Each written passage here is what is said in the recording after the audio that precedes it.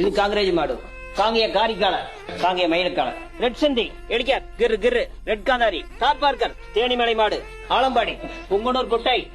இது வந்து காராபூஸ். இந்த 16 வகையான இந்த மாட்டுகள் இங்க வச்சது என்னத்துக்குன்னா, நம்ம நாட்டுல இவ்வளவு விதமான ஜீவங்கள் வாழ இருக்குது. நாம இங்க வாழணும்னா இப்ப நாம ஏதோ டிராக்டர் அது இது எல்லாம் கொண்டு வந்துட்டோம், நமக்கு புரியல.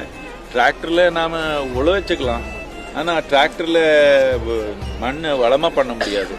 இந்த விலங்கு இருந்தாதான் பண்ண முடியும். இந்த மாட்டுடைய சாணி மாட்டுடைய இது இல்லைன்னா இந்த மண்ணு நாம சத்தமா வச்சுக்கிறதுக்கு வாய்ப்பே இல்லை.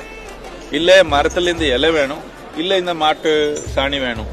இது ரெண்டு இல்லைன்னா நம்ம நாட்டுல 12,000 வருஷத்துல இருந்து விவசாயம் பண்ணிருக்கிறோம் சொல்றாங்க. ஆனா அடுத்த ஒரு 30 வருஷத்துல தோராயமா 25% நாட்டுல விவசாயம் நடக்கிறதுக்கு வாய்ப்பே இல்லாம போயிடும் சொல்றாங்க. இதனால நம்ம மாடு கொண்டு வரணும்.